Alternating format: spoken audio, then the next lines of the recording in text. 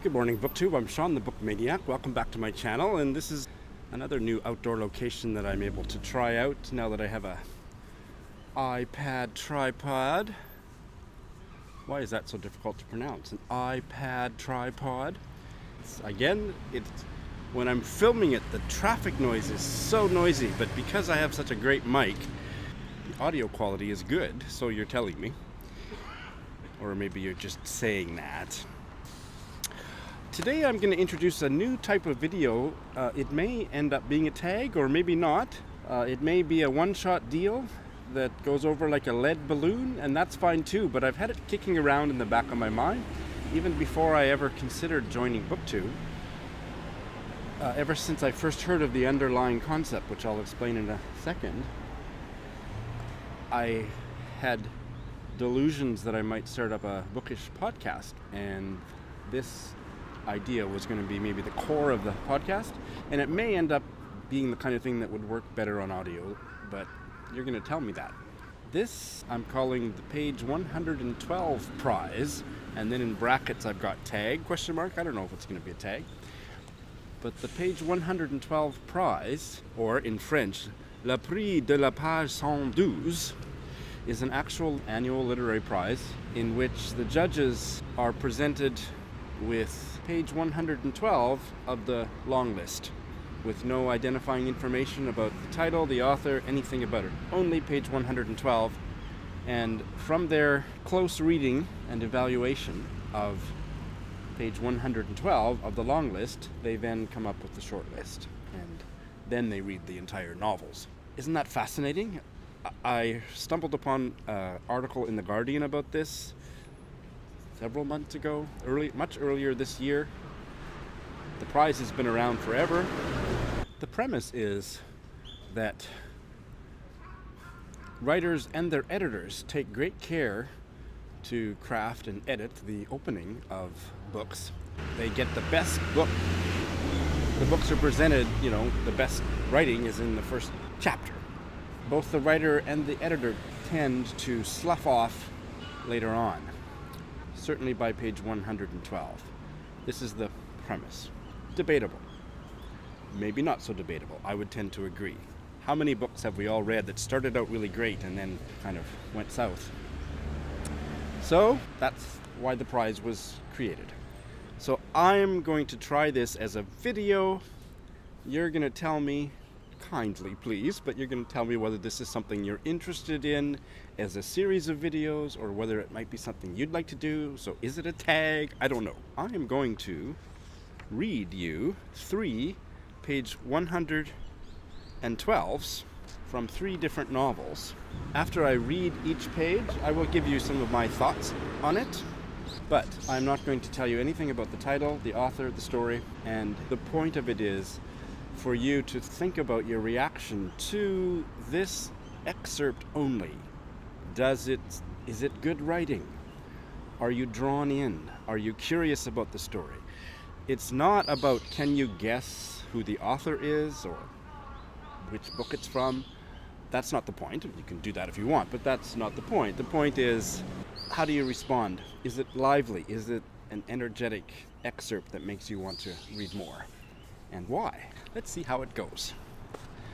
First, page 112. Luckily, this is the beginning of a chapter, so it kind of starts out in a way that's easy to jump into. First book, page 112.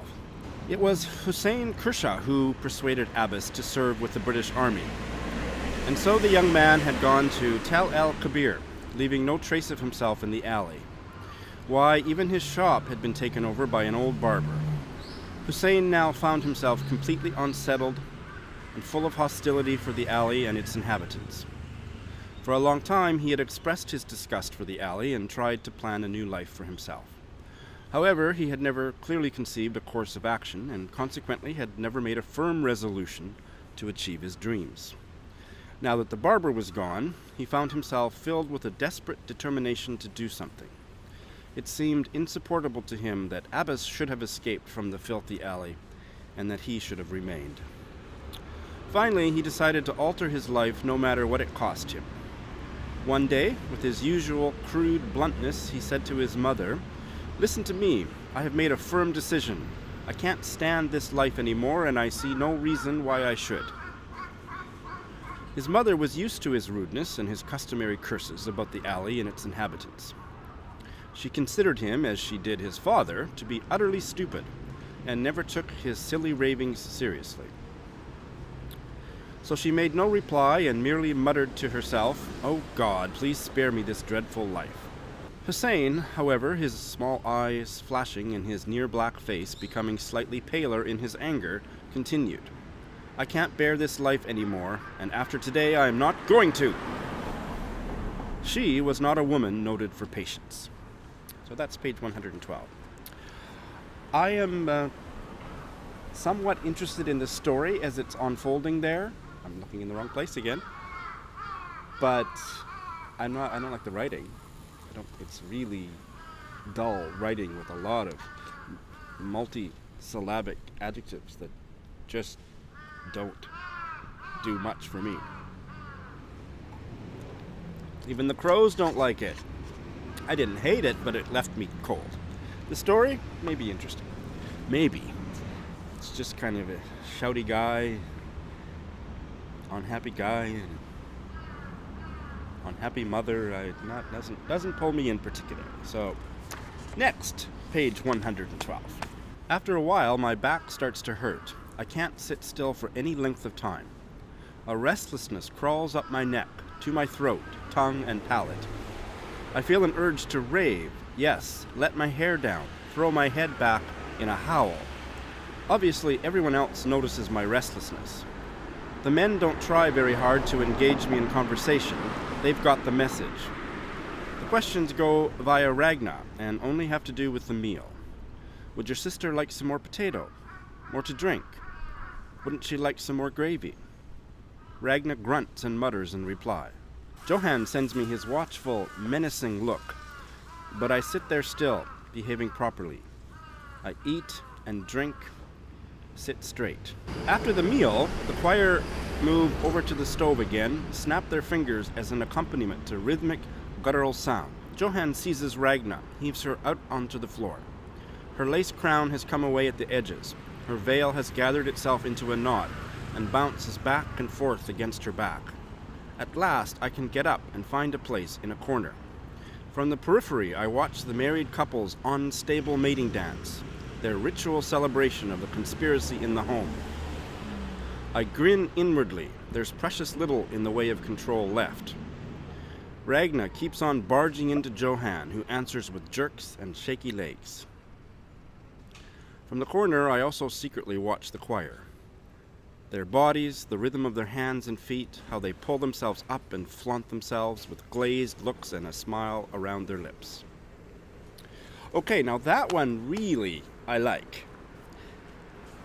I think the writing, especially in the second half, is really lively. There's a lot of energy. I love some of the phrases, especially the dancing. Ragna keeps on barging into Johann. That's very vivid. And I'm interested in these characters. Seems like there's sisters, the narrator and her sister Ragna, and Johann is Ragna's husband. And it seems like kind of an ornery dynamic. And who is this choir? Yeah, I'm very curious about this one. So this one, I very much enjoy. And here is page 112 from the third novel. Now this one, there are no hard and fast rules about how to do anything related to this, but as a general rule, I have only read full sentences read page 112 from the first full sentence and ended it with the last full sentence. But in this case, I'm going to make an exception because there's a long sentence that begins at the bottom of page 112 and continues over, and I am going to include that. Isn't that fascinating? Okay, well, here we go. Or he'll lead the audience in a group cough to get it out of their system. Give me a break. It wasn't subtle. Edison was fiercely jealous of Keith Jarrett, one of my brother's few contemporaries of whom the rest of us had actually heard. I could have tolerated Edison's garrulousness if it weren't for the fact that he never said anything. I mean anything with honest, emotional content. He loved to spout information, and he wasn't a bad raconteur. But Edison could talk all day, at the end of which no one knew him any better than before. Worse, I could feel Edison driving Fletcher insane. My husband's rage was so palpable to me that I was terrified that my brother as well could pick up its dog whistle shriek. Yet, as Edison sucked all the conversational air from the room, Fletcher grew outwardly only grimmer and quieter. Tight-lipped by nature, my husband couldn't become more so without ceasing to speak altogether, which is pretty much what he did. Our silent communion had morphed into not talking to each other, period. In addition to being my technical consultant at Baby Monotonous, Oliver Albless was my confidant. It was to him I poured out my unalloyed disgust with Fletcher's fanatical cycling, my perplexity over why the rigidity of my husband's diet should be driving us apart when, after all, it was only food, my indignation over being misquoted in profiles since no one else wanted to hear me complain about appearing in national magazines, and my less politic opinions of my stepson's ridiculous ambition to become a screenwriter. So that is page 112 from the third novel. I didn't like it. It's well written, I guess, but much of it is Latinate diction, which I hate, and which I think makes a sizable percentage of modern British fiction almost unreadable to me. The one sentence, why I wanted to include the sentence that spilled over onto page 113 was this one. My perplexity over why the rigidity. Oh, that just makes my skin crawl. That's horrible language. And it's not all like that, but there's enough of that. Latinate garrulousness? Really? Is that a word we need in our modern fiction? Garrulousness? No, I didn't like it. So I think it's obvious which one I choose. I choose book number 2, the one about the sisters at the dance, or I think the dance is in their house. I'm not sure if you can tell that, but that is my pick. The first one I thought the story was more interesting than the writing. The second one I was really drawn into the story and the writing. And I don't want to overstate how much I love the writing of the second one, but I did feel a lot of energy there, and there was some turns of phrase that I thought were really vivid. And the third one, really well written, except for all the Latinate crap, and kind of a bitchy tone, which may not be a bad thing in a larger context, but it certainly didn't draw me in to read further. This woman doesn't sound like somebody that I want to spend a lot of pages with. So my pick would be book number 2. What would be your pick? Have you decided? Without further ado, let me reveal the books. The first one is by the Egyptian novelist Naguib Mahfouz, Midak Ali. And this is, according to the back, it's his most popular work, published in Cairo in 1947, and it's about a poor quarter of Cairo. So, nice book, nice looking book, which I think I might have hauled. I think I hauled this one, I can't remember. I picked it up used recently. Translated by Trevor Lagassic, but the language just didn't really excite me. And my personal pick, book number 2, I was already very excited about it from what I'd heard about it, so I hope that didn't bleed into me responding to the page 112. I don't think so. It's a novel translated from the Norwegian called The Looking Glass Sisters. And I couldn't find any help online about how to pronounce her first name. Gorel Gabrielsen. And this is a new translation from Press. I heard about it somewhere on Twitter or something, and I just had to have it. So it's a short little synopsis in the back, so I will read it to you because it sounds so interesting. And it's a short novel. It's 180 pages. A tragic love story about two sisters who cannot live with or without each other. Far out on the plains of northern Norway stands a house. It belongs to two middle-aged sisters. They seldom venture out and nobody visits. The older needs nursing and the younger keeps house. Then, one day, a man arrives, ...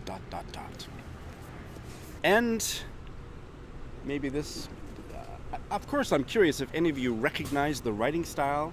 If you had read the book and recognized it, that's not as interesting, although maybe it's impressive, I don't know. But if you just recognize the writer's style, please put a comment about that. That's pretty interesting. But I have never read Lionel Shriver, but this is her big brother. So this is the one I didn't like the writing or the story all that much. This book's been on my shelf for a couple years. So I'm very curious on any feedback on this type of videos. Is this something you'd like to see me do more of? Is this a tag? If you think it's a tag, if you'd like to do it, please do it. But I'm a little bit of a sensitive guy, so I don't want you to say, "Oh, that was so fucking boring." I don't really want that kind of comment. But if there aren't many positive comments, I will, especially from my regular viewers, my subscribers, I will take that as feedback enough. But I'm trying. Is there a way that it can be changed? It's not as long as I was worried it would be. By the time I edited it, it's probably going to be 15 minutes, so I don't think it's too long. But it is it too tedious listening to 3 lengthy excerpts? I think shortening it down to less than a page kind of defeats the purpose. So, yeah, I'm curious, any feedback? And if you do it, suggested guidelines, but very tentative. Of course, I knew the titles and authors because I chose the books and I have the books, right? But I did purposefully choose books for this that I hadn't read because I thought if I've already read them, I can't evaluate them on the page 112. I've already read them. So I think that's probably the way to go. But if you don't think so, do whatever you want. And I'm purposefully not listing titles and authors in the show notes, which I usually do, because I just think people might look at that first and then kind of defeats the purpose. So at the end of this video, I'm going to put a slide with that information and you can pause it and write it down or whatever. So those are my only suggested guidelines. So that was fun for me. Was it good for you? Have a great day. Thanks for stopping by.